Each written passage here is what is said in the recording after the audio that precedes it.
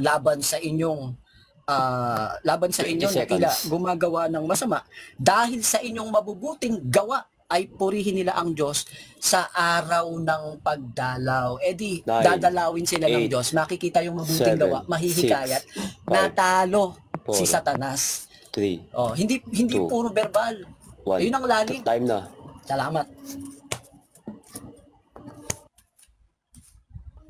Mula po sa sa negatibo, sa paksa. Patutunayan niya po, hindi gamit ang Biblia. Renato, handa Dapat ka na gamitin ba? niya Biblia. Okay, sige. Hindi na po ako Biblia magtatanong. pala. Bakit po? Hindi na po ako magtatanong. Umaayaw ka na po? Umaayaw na po Hindi ba na kayo nga ako sa magtatanong debate? doon sa yung cross ba? Nasa debate po tayo. Cross-examination na Opo, kaibigan. 5 mag-cross minutes. na po. Okay po. 5 minutes po. Sige. I-reset ko na. I-start ko na. Sige po. Tanong na. May ginamit ka kanina. Pasensya na, hindi ako pala tandain talaga ng mga talata. Medyo hirap ako, Meron kang ginamit na talata kanina na bibigyan niya kayo ng bibig upang hindi matutulan. Kapag ka ba binigyan ka ng bibig na hindi ka matututulan, hindi ka ba iimik? Pwede. Oo, pwede. 20 seconds, kapatid na kayo, 20 seconds, oo. Sige. Kasi, hindi naman lahat ng nakakahikayat sa tao puro kasalita. Ang katunayan, dito sa ikalawang Pedro, nakasulat yun, kayong mga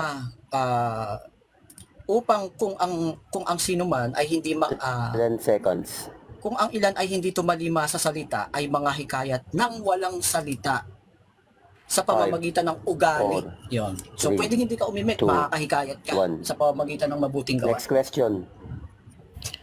Yung ano ba ang gamit ng bibig? Sa pagsasalita o sa walang imikan? Yung bibig, Sagot pwede po. rin walang imikan yon kung Biblia ang pag-uusapan. Ito, papakita ko, may 20 seconds ako. Sabi rito sa unang Pedro 3:15, ganito ang ating mababasa. Sabi rito, nataglay ang mabuting budhi. Na kayo'y laging handa ng pagsagot sa 3:15. Paano ka sasagot? 9, Nataglay ang mabuting 8, budhi 7, upang sa 6, pagsasalita, 5, dahil sa paggawa ng mabuti, mapatahimik ninyo kamangmangan ng mga taong palalo. So paggawa ng Next mabuti, question. makapagpapatahimik kahit hindi ka magsalita. Next question. Kapag ka ba yung mabuting budhi ay inilagay sa bibig, hindi ba iyon iimik? Pwede. Sagot. Kasi ang mga Kristiyano may budhing ukol sa Diyos So, ang isa sa aral sa kanila, kapag sila gagawa, hindi na nila kailangan makipagsalitaan, Isang punto 'yon, Sabi doon sa Filipos, nakalagay yun. Sabi ron, gumawa kayo ng tahimik ng inyong sariling gawain, nakasulat 'yon. Next question. Ang nabanggit mo kanina yung aral. 2:12 yung sinabi ko, yung huli. Sige. Kapag ka ba yung aral, kailangan ba yun ipangaral? Syempre. Kailangan ba kapag ka ikaw ay mangangaral, gagamit ka ng bibig? Siyempre, ginagawa namin yun. Kaya nga nagpe-play kami ng mga video ng kapatid na Eli. Nangangaral ng kapatid ni Eli, ang ginamit niya, bibig. Pwede Yun din ka ang sinabi, Next yun din ang question. sinabi ni Pablo, ipaalala ang mga salita. Sige, Totloy. Pwede ka Next bang question. mangaral ng walang imikan? Pwede, binanggit ko na kanina, Unang Pedro, yung 3:1, pwede ka makahikayat ng walang salita sa pamamagitan ng mabubuting gawa. Kapag nagtanong, kapatid, edi dalhin sa doktrina, iparinig ang pangangaral ng kapatid na Eli. Di ka nagsalita nun. Yun bang Next question. pagpapakita ng mabuting gawa ay pangangaral.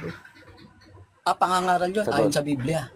Pangangaral yun. Eto, ang pangangaral kasi, pwedeng may salita, pwedeng walang salita. Eto, basa, 2 Korinto, Kapitulo 3, versikulo 2, na kayo ay ang aming sulat, na nasusulat sa aming mga puso, nakikilala, nababasa. Kahit di sila nagsasalita, nababasa sila sa pamamagitan ng Next example na ipinapakita nila ayon sa Ebanghelyo. Kapag ka ba Next question. Okay. Kapag ka ba ang mangangaral hindi umimik, nakakapangaral siya. Yes, nakakapangaral kung Kristiyano at alam niya ang paraan, no? Pero kapag hindi Kristiyano, sasabla 'yon. 'Di ba? Pero pag Kristiyano, pwede. Sinitas ko na sa iyo yung mga talata, no? Unang Pedro 3:1, Unang Pedro 3:15, 16, Unang Tesalonica 4:11, Lucas 21:13 hanggang 15. Sa mga Next nakikinig ba sa mga nangangaral, Nay, maaari bang magkamali ang mga nakikinig doon sa napapakinggan niya na aral? Kapag Time nakinig na, ka time sa mangangaral ng Diyos, hindi maaring makatanggap sila ng mali. Ang Riba- ba Pag mangangaral ng Diyos. Tapos na, no? Tapos na ba doon, no? time na po, time na po, time na po. Mag-i-stand na siya. Ribat na po. Hindi, mag-i-stand siya, di ba? Kapatid Dawayo. Opo, mag-stand rin po. Mag-i-stand siya tapos tatanungin ko siya. Sige. Okay po, Ako na po. 5 minutes po O, start ko na. Gusto ko lamang pong patunayan na hindi po maaari na ang hindi pag-imik ay isang katibayan ng makikipagdebate o hindi kaya ay pangangaral. Dahil ang ginagamit ng bawat tao sa pangangaral ay bibig talaga. Doon sa kaninang ginamit na talata ni kapatid na Elipina, ang sabi doon, bibigyan ko kayo ng isang bibig na hindi matututulan. Yung bibig pa lang, mayroon ang gamit na ng bibig ay sa pagsasalita o sa pangangaral. At dinugtungan pa na hindi matututulan dahil mayroong tumututol. Doon sa tumututol na iyon, may sinasabi yon, mayroong binibigkas yon.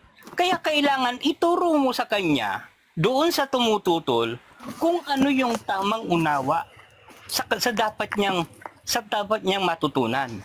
Dahil ang sabi ng Diyos sa Juan 17:17, ang sabi ng Panginoong Jesucristo o ni Apostol Juan, kung tama ako, sa Juan 17:17, pakabanalin mo sila sa katotohanan. Ang salita mo ay katotohanan. So kailangan may bigkasin ka na salita ng katotohanan.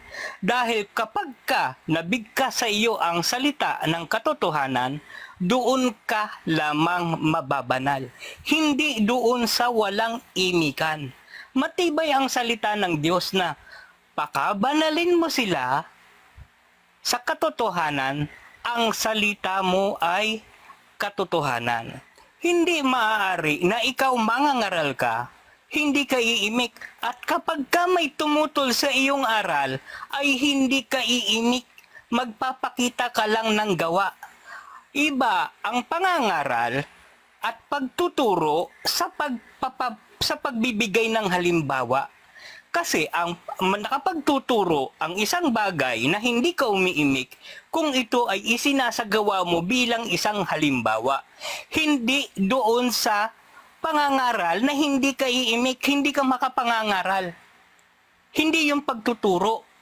Paano mo maipahahayag ang iyong ang tunay na salita ng Diyos na ang sabi, makapagpapabanal kung hindi ka iimik at mayroong pakikipagtalo.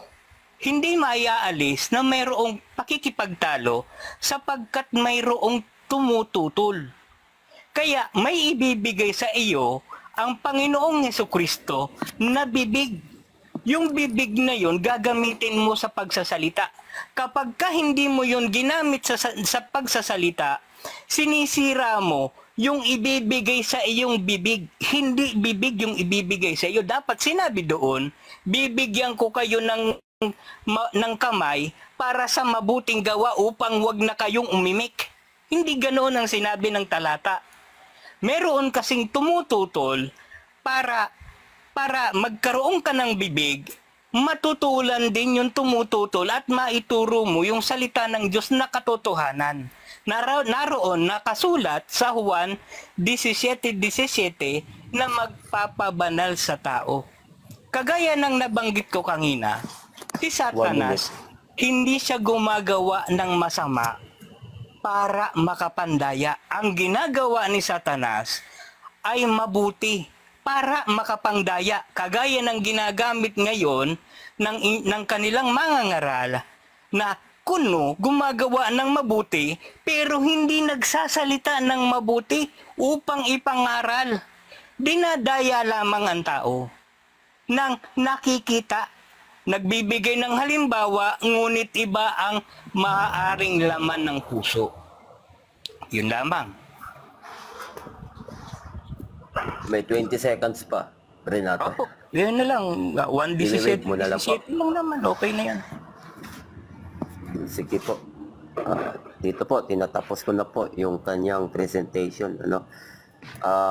Brad Ilipin, pwede na po kayo magtanong sa kanyang binahaging presentation. At 5 minutes po, Sige po, tuloy na po natin. Brad Ilipin. Opo, 5 minutes po, Oo. So, una kong tanong sa'yo, Renato, Ang una kong tanong sa'yo, sabi mo, yung bibig ginagamit sa pagsasalita. So, sa Biblia ba, may iniuulat sa Biblia na ang bibig ginagamit yan sa pagpapahayag sa ikaliligtas? Yes or no? Yes. Next question. Ginagamit. Ayun. So, kapag ikaw ba ay gumagawa ng kautusan, gumagawa ka ng mabuting gawa, ayon sa Biblia, yun ba ay pagpapahayag? Pagpapahayag yun sa pamamagitan ng gawa. Sa makatwid, pagpapahayag. So, yung bang pagpapahayag sa pamamagitan ng mabuting gawa, nakakahikayat ba yun sa tao sa ikaliligtas? Hindi po, kasi hindi pa rin nababanal sa katotohanan. So, hindi nakakahikayat sa ikaliligtas? Ulitin ko. Hindi nakakahikayat, hindi. Hindi po. Ayun. Babasahin ko sa iyo ang sitas na ito, dito sa unang Pedro, sa kapitulo 3. Sabi rito, gayon din naman kayong mga asawang babae, paksakop kayo sa inyong sariling asawa, upang kung ang ilan ay hindi tumalima sa salita, ay mga hikayat ng walang salita, walang imikan, walang salita sa pamamagitan ng ugali ng kanya-kanyang asawa. So ang tanong ko sa iyo ganito, ayon sa sitas, makakahikayat ba sa ikaliligtas yung walang salita? Opo, pero nauna nang may sinabing salita. May iniutos na umimik muna bago ginawa yung iniuutos na 10 seconds. Ibig sabihin ay pagsunod. Sunod ko tanong, sa makatwid, may mga detalye na hindi makakahikayat ang salita, pero ang makakahikayat, yung mabuting gawa. Tama? Hindi rin po. Kasi kapag ka hindi mo po alam yung salita o yung tamang unawa, hindi sinabi sa iyo, papaano ka magbibigay ng halimbawa para gumawa. Gagawa ka kasi, magbibigay ka ng halimbawa, iyon naman ang makapapansin iyon naman ang mapapansin ng iba. Yung time niya, Mr. Moderator, di ba 20 seconds lang yung paliwanag? Baka na Opo. I-check niya po yung 20 seconds po. time, Oo. Opo. Oo. So, sabi mo kaganina, yung pagpapahayag, ginagamit sa pamamagitan ng bibig. So, sabi mo rin kaganina, part nun, yung mabubuting gawa, Ngayon, ito tanong ko sa iyo, kapatid. Yung mabubuting gawa ba, kapatid, kapag yun ba ay ginawa natin, maituturing tayong matalino kapag magpapakita tayo ng mabuting kabuhayan, ng mabuting gawa? Pakiulit po yung tanong. Ulitin ko yung tanong, ano? So, nagpapakita ba ng katalinuhan, no? Kapag tayo ay gagawa sa pamamagitan ng mabuting kabuhayan, nagpapakita ba yun ng pagiging matalino kung Kristiyano tayo?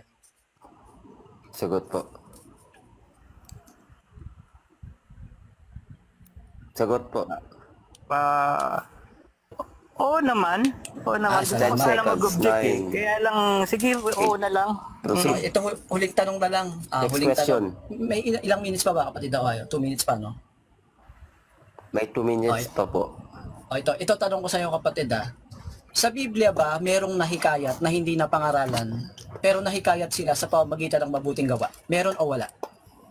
Meron po kahit sa kasalukuyan.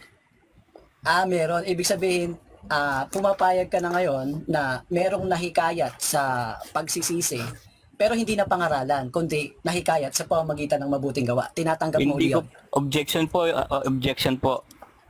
Hindi, tinatanong nga kita eh. Hindi ko po As confirmation sinangayon na nahikayat sa pagsisisi. Ang sabi ko po, meron po nahikayat sa mabuting gawa.